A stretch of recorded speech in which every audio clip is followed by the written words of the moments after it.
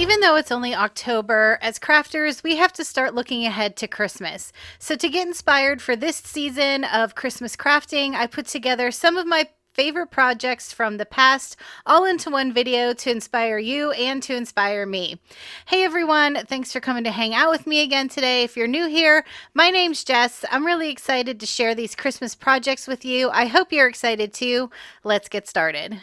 These chunky wooden snowflakes seem to be so popular, and I was very excited to recreate it. Now, I'll be honest, I am only going to glue together 2 snowflakes here, but when I was in the Dollar Tree, I grabbed 3 of them, but the third one just wouldn't line up correctly with the other 2. So I'm just going to use 2 for this, but I think I would have preferred it just a little bit thicker by using 3. So if you go to the Dollar Tree, make sure you line them up in the store to make sure that they're going to fit together. The smaller snowflakes are from a leftover pack of wooden ornaments that I had from last year. And as I was gluing them together, I just made sure that the holes at the top lined up with each other. And I am using wood glue here because I find that sometimes when I use hot glue, it can create a bit of a gap between the 2 pieces. And I wanted to make sure that all of these pieces stayed as flat as possible with no gap. I used wood glue on the smaller snowflakes as well as the larger snowflakes. Once I had all of my snowflakes stacked and glued together, I just used some craft clips to hold everything in place while the glue dried. After my glue had a chance to dry, I went in with some white chalk paint and I painted the smaller snowflake with that, and then I used the truffle color by Waverly to paint the larger snowflake. Now if you notice in the Wayfair snowflake, there's actually glitter around the edge of the larger snowflake, which isn't really my style, so I decided to distress my larger one instead by using some white chalk paint and a chippy brush, and I just lightly brushed around all of the edges. I realized after my paint had dried that you could still see that hole at the top of the smaller snowflake, so I filled that in with a bit of spackling, and then I just used some hot glue to attach the smaller one to the larger one.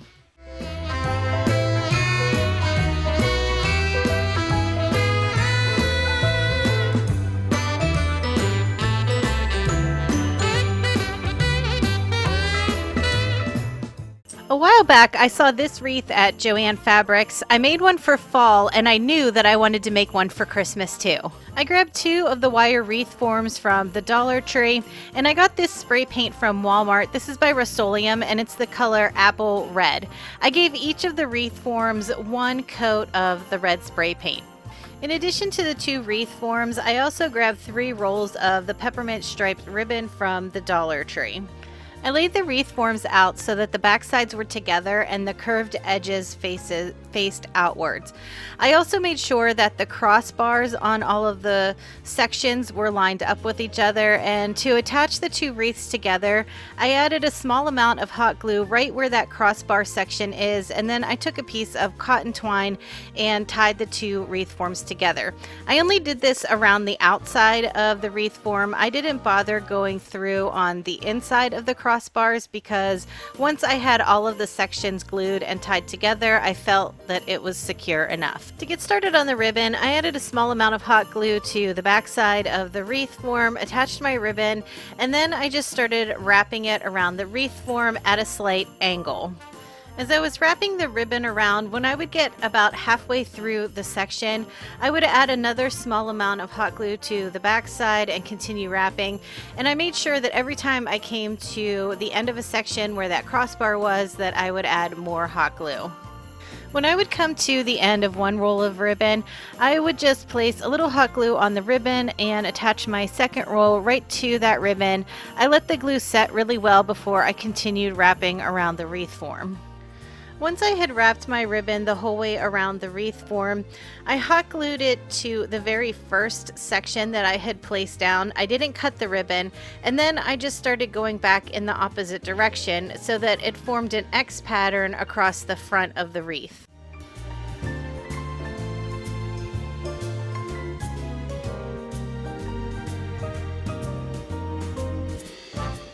Now that all my ribbon is in place on my wreath, I could get to work on adding in the florals and the other decorations.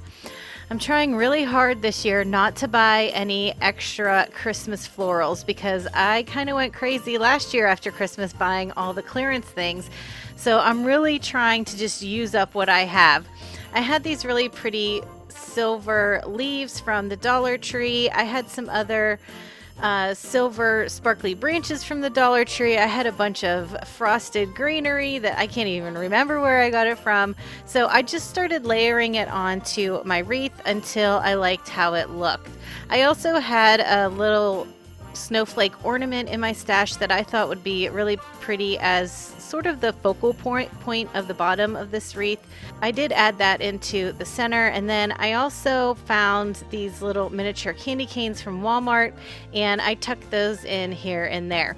This is where you can really get creative and kind of customize how you like it. I decided to keep this more on the shiny, sparklier side because I really liked the foil red color in the ribbon from the Dollar Tree, so I really wanted to bring out that shine with some extra sparkle.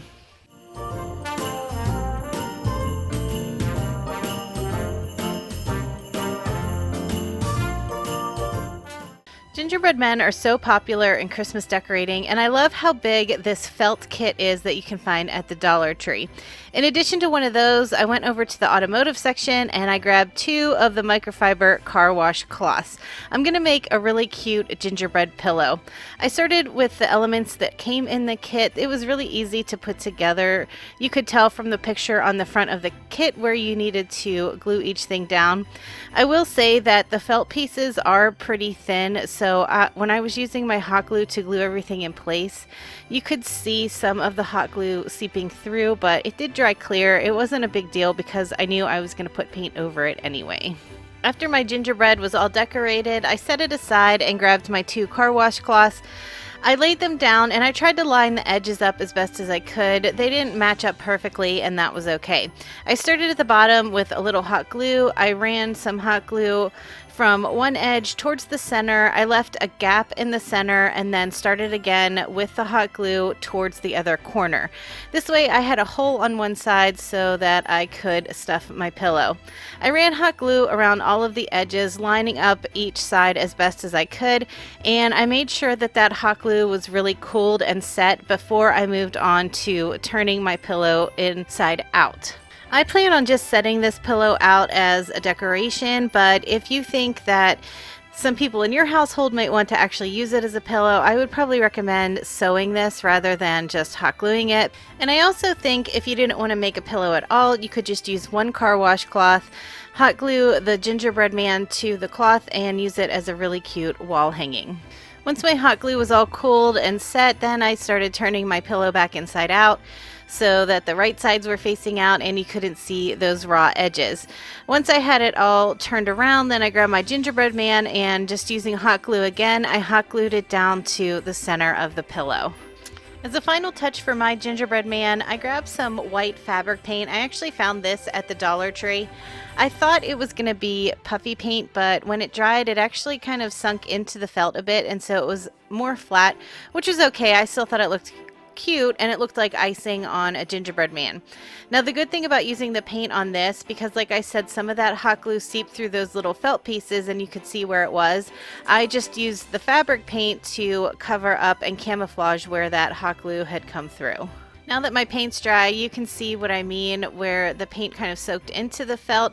Like I said, that didn't bother me, but if you think you'd rather have a puffy paint look, maybe go for a different brand and don't get the one from the Dollar Tree. The last step for my pillow was just to stuff it with some extra pillow stuffing I had on hand. Once I had it as full as I liked it, then I just used more hot glue to seal up that little hole in the side.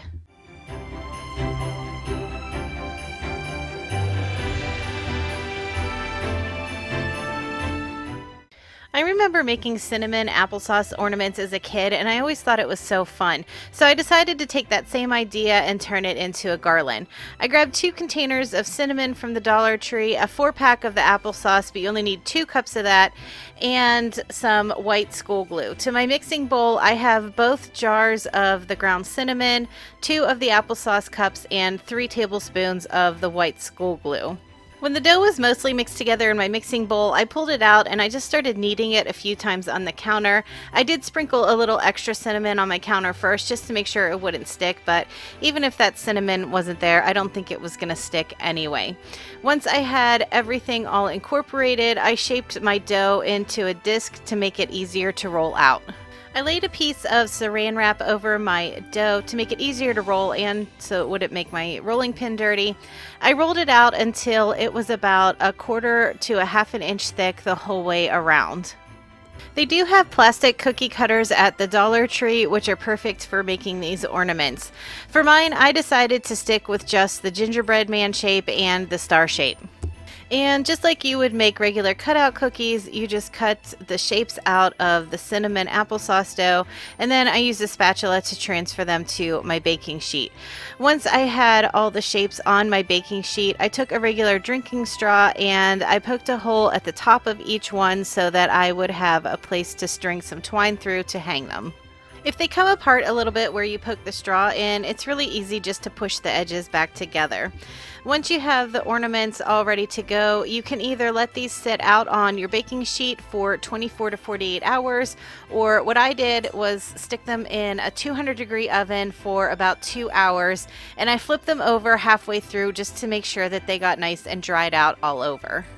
After my ornaments were all dry, if there were any rough edges, I just used an old nail file to smooth them out a bit. I didn't want it completely smooth because I do like that rustic look.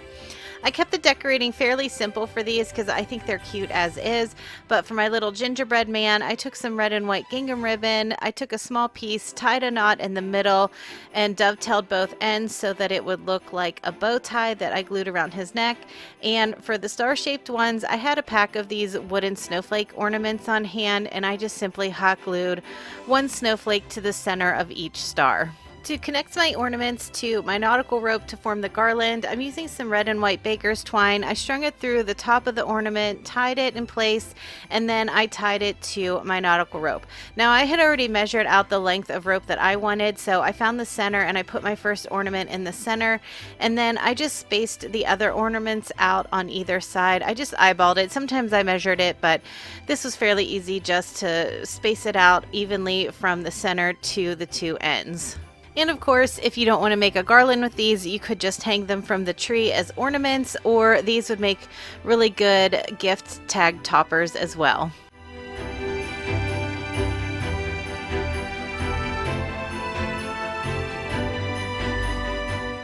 Another thing that caught my eye on the Kirkland's website was this wooden peace sign. Now, I know on Amazon you can find half wooden beads, meaning that they're just a half a wooden bead that you can lay flat on something, but I didn't have any of those on hand, and I'm really trying to use up things that I already have. And I do have quite the collection of wood beads. I also have a pair of these miter shears, and they make cutting the wood beads in half really easy. I was just really careful to make sure that I placed the bead inside with the hole facing up, and then I took my other hand away before I closed the miter shears, just so that I wouldn't accidentally cut myself. Now, if you don't want to go through all the hassle of cutting these wood beads in half, I'll make sure that I have links in the description box for the half round wood beads and also the wood beads that I always buy from Amazon to use as well.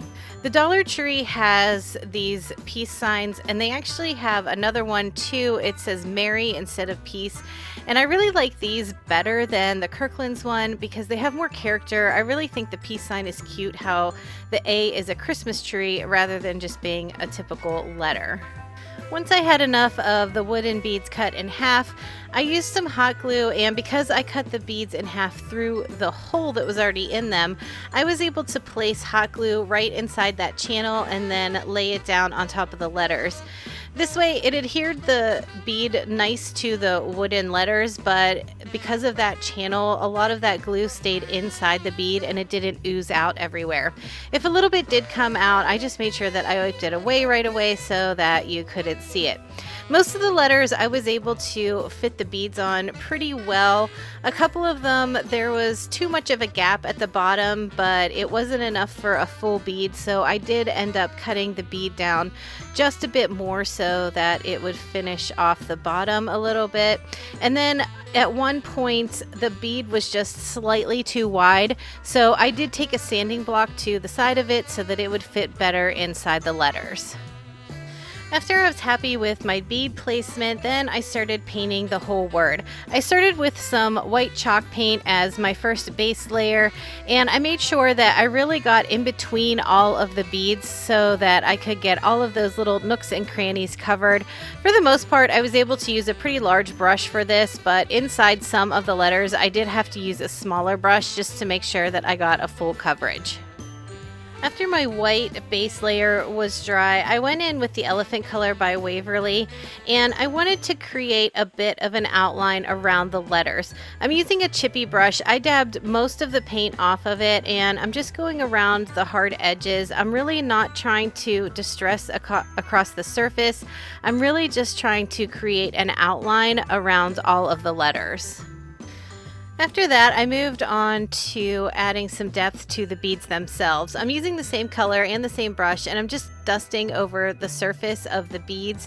This is a little too dark, but I knew that going into it. Once I had all of the beads dusted with that Elephant color, then I went back through with the same white color that I had started with and went over the surface again. I chose to keep the colors of my word pretty similar to the ones in the picture, but I think this would be a great place to add your own style if you wanted to paint the words and the beads a bright red color for Christmas and then go back through with some white. That would look really cute too. Or if you like the non-traditional colors of Christmas, like say maybe you'd like to decorate in pinks and teals, I think there's so many different ways you could add pops of color to this, and I think it's one of those projects that can be customized to fit any type of style.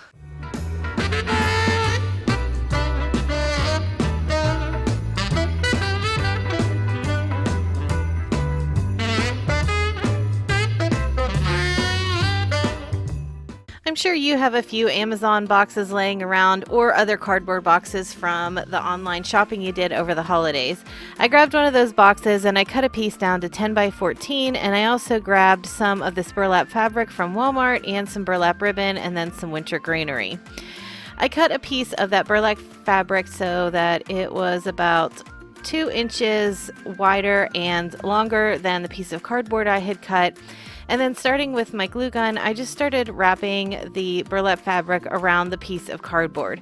Now, because this is a looser weave of burlap, I had to be really careful because that hot glue wanted to seep out through the fabric itself. So I just took my time here. I laid a bead of hot glue down, folded the fabric over, and then I'm using my little spatula to make sure that I don't burn my fingers.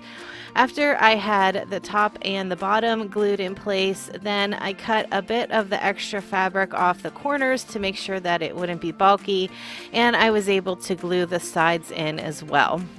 Now that my piece of cardboard was all covered in burlap, I took a second piece of that burlap fabric, and the sides of this fabric are binded, so I'm using that binded part to be the top of my pocket. I cut another piece that was about 2 inches wider than the cardboard, and I left a little 2-inch gap on the bottom so that I would have enough material to wrap up around the cardboard to form the pocket. I did the same technique where I started with my hot glue, and I made sure that I was using my spatula so that I wouldn't burn my fingers when that hot glue was seeping through, and I hot glued that pocket onto the cardboard. Once my pocket was secured in place, then I took that burlap ribbon, and about halfway down the pocket on the back side of the cardboard, I glued a piece of ribbon on one side.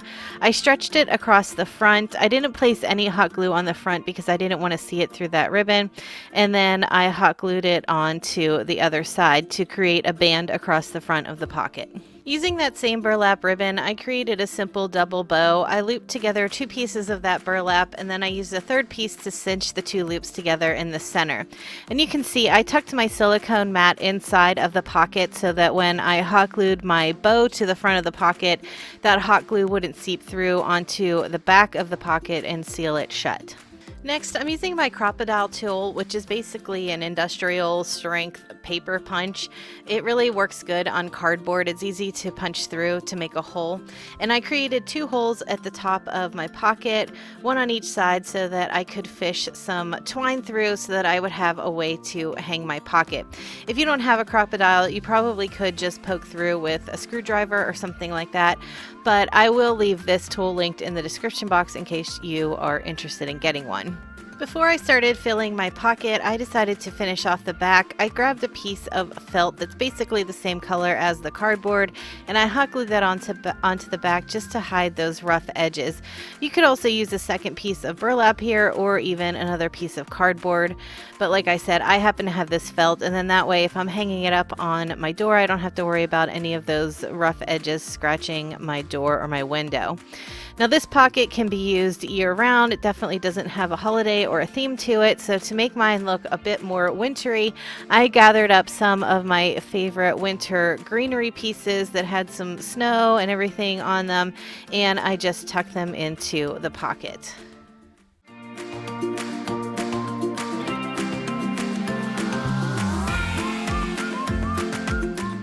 I really love decorations that can be carried from Christmas all through winter, and I think these ice skates are perfect for that. And I was really excited because the Dollar Tree brought out their own version of these ice skates this year, and I knew I would be able to customize them to make them look like the ones from Wayfair. Both of the ice skates had these little snowflakes on them, and I knew I needed to flip one of them over so they would both be facing the same direction. I used my spatula to try and pry off one of the snowflakes. I did end up damaging it a bit, but I knew I could work with it anyway. I got out my Antique Wax by Waverly, and using a baby wipe, I stained both of the ice skates with the wax. I stained the backside of the ice skate that I had removed the snowflake from, and for the other one where the snowflake was already attached to the front of the ice skate, I did have to go in with a paintbrush to make sure that I had that stain color down inside all of the nooks and crannies of that snowflake. Once the stain was dry, I went in with some wood glue on the snowflake that I had removed from the one skate, and because it did break when I was trying to take it off, I just had to line it up on the edge of the skate, because that's kind of how the pattern was on the Wayfair skate anyway. Some of the snowflakes were kind of coming off over the surface. So even if I would have removed the snowflake hole with no damage, I probably would have ended up cutting it so that I could place it on the edge of the skate anyway. Next, I went in with my white chalk paint, and I could still see the line that they gave as a guide to where the blade of the skate started, so I used that as my guide to paint on the white. I painted the entire blade of just the one skate with the white chalk paint. Then I went over the surface of the snowflakes with the same white chalk paint. To create the fur at the top of the skates, I grabbed one of the microfiber car wash cloths from the Dollar Tree, and I just cut strips down that would fit over the cuff at the top of each skate. I wasn't too worried about getting it exactly the right size because I knew after I glued it on I could trim off the excess. When I glued it on, I made sure that when I put the hot glue down, I avoided the hole at the top because I still needed that hole open to be able to hang it. Once I had the cloth glued in place, then I just took my scissors and trimmed around the edges to give it that rounded look. I wanted to create a few holes in my skates so that I could add some laces. I have this tool called a Crop-A-Dile by We Are Memory Keepers. I'll make sure that I have that linked in the description box below. If you don't have this tool, you could just use a drill, or you could just skip this step altogether. I put 3 holes on each skate. I did the first skate first using the holes that they already had marked, and then I laid that skate on top of the other one, and using my pencil I just marked where the holes were so that I could punch through on the second one. I have this thicker jute twine that I get from Walmart, and I knew it would look good on these ice skates, but it was a little difficult to feed through those holes, so I added a dab of hot glue onto the end, let it cool down for a couple seconds, and then I rolled it in between my fingers, and it made it a lot easier to fish it through the holes. I started at the top. I ran a piece of that jute cord through that top hole, then I added a wooden bead onto each of the tails, and I put a knot at the end. Then I added a little hot glue to the top of the knot and sank the bead down onto it so that way the bead wouldn't slip off the end. Now you could stop here if you didn't want to put the holes in the skates for the laces. You could just tie a bow and glue that to the top of the skate, but because I was able to add the holes to my skates, I decided to continue on with the laces. For the laces, I started by fishing my jute twine from the back of the skate to the front. I added a little hot glue on the tail and then I secured it in place with a piece of clear tape. And I did do the same trick again where I added hot glue to the other end of my jute so that it would make it easier to fish through the holes. Then I just wound the jute up through the middle hole and then again at the top hole where I had tied my bow, and then I worked my way back down to the bottom hole again. I just kept looping it over the front of the skate to the back. Once I got to the end, I hot glued the other tail in place and again I secured it with some clear tape. By doing that, by going up from the bottom to the top and then back down, it did create that X pattern to make it look like it was laced onto the skate. Once both of my skates were laced up, then I was able to add the hanger at the top of each skate, and because I didn't add hot glue to that hole that was already there, I was able to run that jute right through the backside of the top of the skate. I tied it in place. I left the length that I thought I would like, and then I ran the other end through the other skate and tied that one in place too.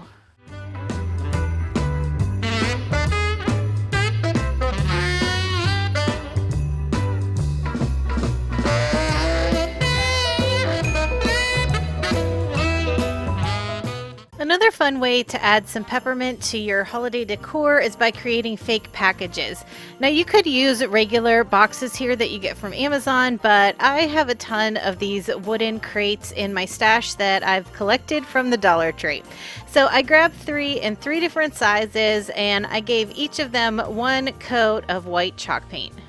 While my paint was drying, I got to work on creating the bows for all of my packages. For the smallest package, I created just a simple loop over bow where I looped over the ribbon one time, hot glued it into place, then I cinched it in the center, tied it with some twine, and then I wrapped another piece of ribbon around the center to finish it off.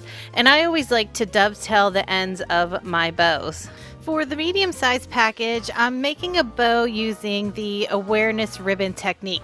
So you loop a piece of ribbon around so it forms the awareness ribbon like you would see for Breast Cancer Month, and then you just fold everything together, cinch it in the center, and this time I decided to use a zip tie to hold everything in place for the center of my bow. And then once again, I took another small piece of the same ribbon, wrapped it around the center, hot glued it into place, and I dovetailed my ends. For my largest package, I decided to create a big poofy loopy bow, and I'm using the method that I learned from watching Olivia at Olivia's Romantic Home. I'll make sure that I link her channel below, although I'm sure you've already heard of her. I started out with one bundle. I measured out 8 inches. I looped the ribbon over about 6 times so that there were 3 loops on each side. I cut that off. Then I moved down 2 inches, so another bundle I created 6 inches wide, again looping it over until I had 3 loops on each side. And then I went for a third bundle that I dropped down to 4 inches, doing the same thing, looping it over on itself until I had 3 loops on each side, and then I also cut a piece for the tails. Once I had all of my bundles and my tails cut, I went through and I folded each piece in half and I cut a notch on either side, only about 1/4 inch in towards the center. This is just going to help so that whatever you choose to use to tie your bow with, whether it's a zip tie or a pipe cleaner or a piece of ribbon or a piece of twine, it'll have some place to go when you put those little notches in the center of each bundle. I'm using a zip tie again for this bow. I stacked all of my bundles from the shortest one to the longest one, and I added my tails onto the bottom. I wrapped the zip tie around, making sure that it went inside all of those notches I cut, and then I tightened everything up. After the zip tie was in place, then I just started pulling all of the loops out of all 3 bundles and really giving this ribbon a good fluff. Now, I will say, because this ribbon, it's kind of hard to see on camera, but it actually has a velvet texture to it, and it made it more difficult because the fabric wanted to stick to itself. So I definitely think if this ribbon were the typical sort of satin finish ribbon, it would have fluffed out a lot better. So this did take a little more fluffing than a normal ribbon would, but in the end, I really liked how it looked. Now that my paint was all dry on my wood crates, I used the same ribbon again, and I started by hot gluing on the inside of one of the crates and wrapping a piece of ribbon around the back side of the crate and hot gluing it in place on the other side. Then all I had to do was hot glue each of my bows anywhere I wanted on the crate. Some of them I put them off to the side, some of them I put in the center, but in the end it's up to you how you want to decorate yours. And even though I'm going with a peppermint candy cane theme for my packages, this would be a great way to add in any type of ribbon that fits your style.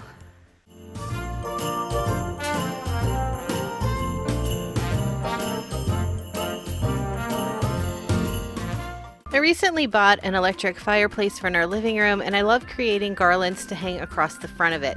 I grabbed a pack of these wooden snowflake ornaments, some mini clothespins, some of this chenille yarn from the Dollar Tree, one of the Dollar Tree's pom-pom makers, and some white felt. It's kind of hard to see on camera, but this white felt actually has a bit of glitter on it, which I'm not usually a big glitter fan, but this glitter is okay because it doesn't get everywhere. I marked on one side of my felt 2 dots that were 4 inches apart, and then on the other side I started 2 inches in and marked another 4 inches. So on one side I have 2 dots, on one side I have 3, and now all I have to do is connect the dots with my rotary cutter to create some triangle or pennant shapes. And you can see here from one piece of felt, because of how I staggered out the triangles, I'm actually going to get 4 pennants. The garland that I'm creating is going to have 2 layers to it. So I started with a piece of that chenille yarn that I got from the Dollar Tree, and I just ran a small bead of hot glue along the back of the pennant, and I laid the yarn in place on it. So you can see here the yarn that you're seeing, this is actually the back side of the pennant. Since there were 8 wooden snowflakes in that pack, I went ahead and created 8 of the triangles all together, and I left just a small gap in between each one as I was gluing it down. I would say no more than an inch, because I needed enough room to get all 8 of them across the front of my fireplace. After my triangles were glued on, I flipped it back to the front, and I'm using those mini clothespins to attach the snowflakes. This worked out really well because there is a little hole at the top of the snowflakes, so this way the clothespin covered up that hole and you couldn't see it. This is also a great way to be able to change this out for the different seasons and the holidays. Since I didn't glue the snowflakes on, I'm using the clothespins. I can take those off later and add in something else, maybe some flowers or even some wooden Easter eggs too once we get closer to Easter. For the second layer on my garland, I'm using the largest pom-pom maker that you can get at the Dollar Tree. This one is sold in a pack by itself, and then I've also seen where they have a small and a medium-sized one in a pack together.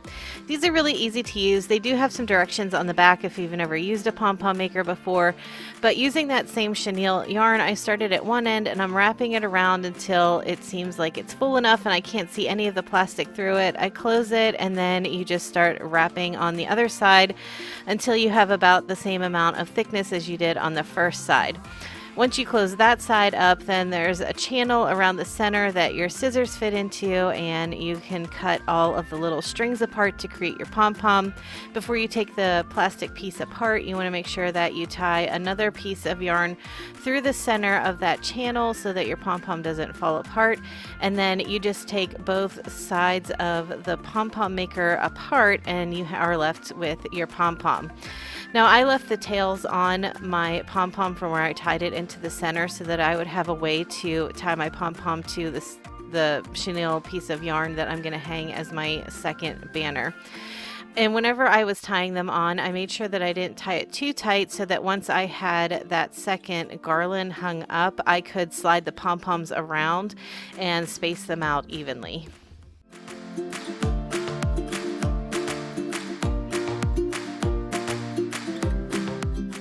If traditional round wreaths aren't really your thing, don't worry, the Dollar Tree has you covered. They have these really cute candy cane wreath forms out this year. I grabbed one of those, a really cute sign, and some of this peppermint striped ribbon again. And I also grabbed one of these microfiber cloths from the automotive section. I laid the cloth out on my cutting mat, and using my rotary cutter, I first cut off the seam that's on one end of the cloth, and then from there I just cut 2-inch strips going the whole way across the length of the cloth. I added some hot glue towards the bottom of the candy cane wreath form. I laid my cloth over and folded it so that it would have a nice finished edge across the bottom. Once I had that in place, then I just started using the cloth the same way you would use a piece of ribbon. I just started wrapping it around the wreath form on a slight diagonal until I got to the end of the first strip. And then every time I added a new strip of the cloth, I just made sure that I was gluing it onto the back side so that you wouldn't see any of those raw edges of where one strip ended and the next one began. I just continued wrapping until I had the whole wreath form covered in car wash cloth strips. Once I got towards the end of the candy cane, before I wrapped that last strip on, I took another smaller piece of the cloth and I folded it up over the edge just to make sure that none of that wire wreath form showed after I had the strips in place. So once I laid that piece down, then I continued and I applied my last strip of car wash cloth. I wanted to cover up those raw edges from the cloth with some of this peppermint striped ribbon. At first I tried to just wrap it up around the candy cane wreath form, but I think because of the angle and because of the shape of the wreath form, the ribbon wasn't quite laying right. So I found that it was easier if I cut strips first that would be long enough to wrap around the wreath form, and I just glued each stripe into place individually. This really didn't take much more time, but I'm really glad that I did it that way because I like the look of it a lot better than just trying to wrap the ribbon up around. I also made sure that as I was gluing each ribbon into place that I was only adding hot glue to either the very edges of the wreath form or the back side, just to make sure that none of that hot glue seeped through the ribbon and you wouldn't be able to see it from the front. I did have 2 strips of the car wash cloth left, so I just cut the one into a few pieces and I hot glued them on the back side just to cover up all of the edges of the ribbon and the edges of the cloth. I thought the arrow on this sign was perfect for this wreath form. I just pulled it off of the ribbons that was attaching it to the little red truck, but I'll definitely keep that truck because I'll use that in another DIY. I gathered up a few branches. I wanted to keep it pretty simple because I really wanted that sign to be the focal point of this wreath, but it needed a little something behind it. I glued a couple of greenery branches and a couple of these sparkly silver branches down to the wreath form, and then I hot glued the sign on top.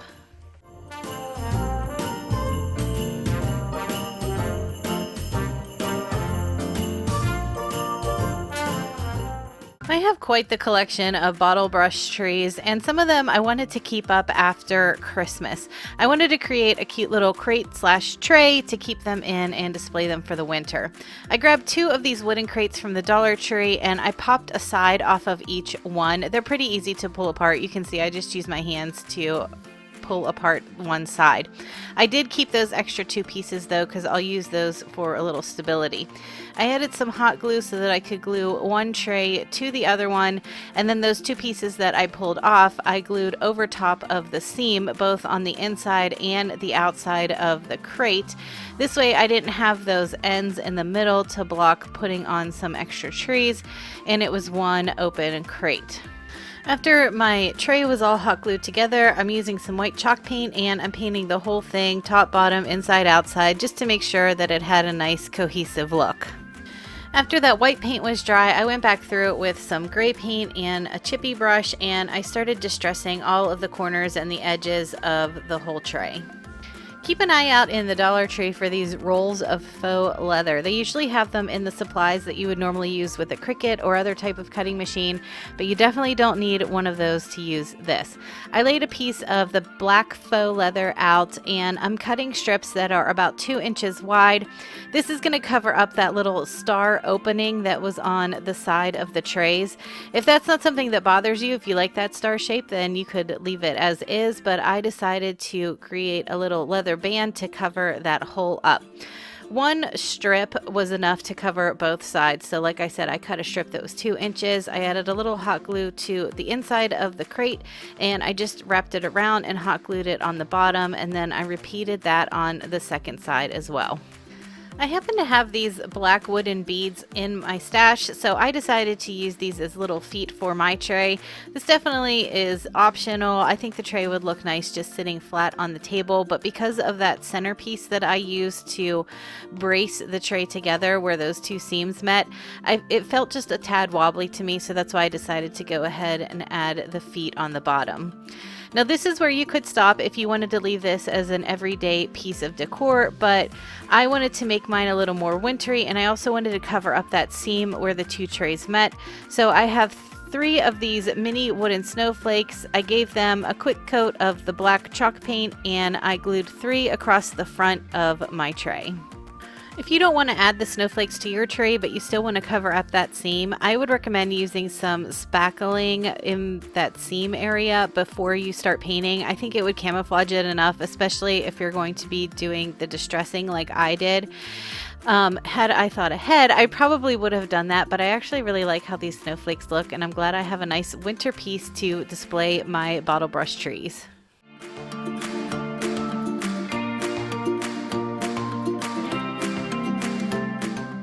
The little cardboard mailboxes that they carry at the Dollar Tree are a great way to give a gift, but I also think it would make a great decoration. I grabbed one of the larger ones, some of these thicker wooden dowels from Walmart, and a wooden plaque that I had in my stash that I think was from the Dollar Tree, but I know they usually have pieces of wood like this at Dollar Tree or at Michael's. I started by sanding off some of the rough edges from the plaque, and then using a combination of wood glue and hot glue, I glued the dowel to the center of the plaque. After I had added my first round of glue, then I went around with my glue gun and added more glue to the outside of the dowel just to make sure that it was nice and secure. Once my hot glue was all set up, then I took the crimson color by Waverly and I gave the plaque and the wooden dowel one thick coat of that paint.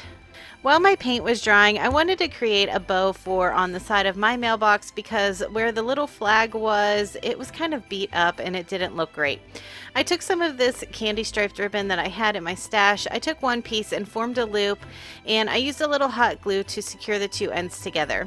Then I took a second piece and I formed another loop that was slightly smaller than the first one, and again I used some hot glue to secure the two ends.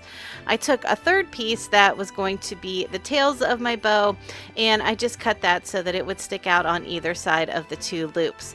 Once I had everything cut and glued, then I stacked everything on top of each other, starting with the tails going up to the smallest piece, and then I used a pipe cleaner to cinch the center and keep it secure. As a finishing touch, I took a little red sparkly pom-pom and I just hot glued that into the center. I pulled off that little beat up flag that was on the side of the mailbox, and then I just hot glued that bow to cover up the little brad where that flag was. Before attaching my mailbox to the stand, I took a piece of this green garland from the Dollar Tree. They also have garland ties if you wanted to use that instead. I just wrapped it around the base of the dowel rod. It helped cover up that glue that I had put on there to secure it in place, and it gave it a little extra decoration. Once I had that down, I added a little more glue just to make sure that it wouldn't slip around, and then I used some of those red pom-poms again, the smaller ones, and I just placed a few on the wreath to look like little berries. I found the center on the bottom of my mailbox and I marked it with a pencil so that I would know where I needed to glue my dowel rod to. I found it was easier if I had everything laid on its side. I just added a good amount of hot glue and stuck my dowel rod to it. I held it in place until it was set, and then I added more hot glue around the base just to keep it extra secure.